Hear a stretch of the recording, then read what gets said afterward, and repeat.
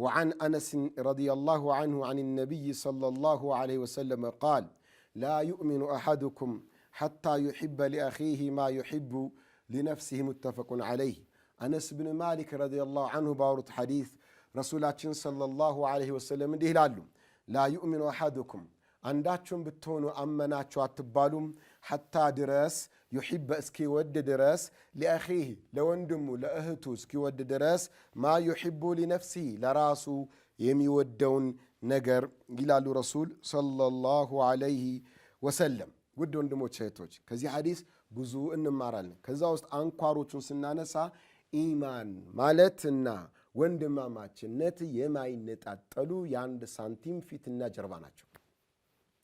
በሌላ አባባል ዓቂዳና አንድነት የማይነጣጠሉ ነገሮች ናቸው።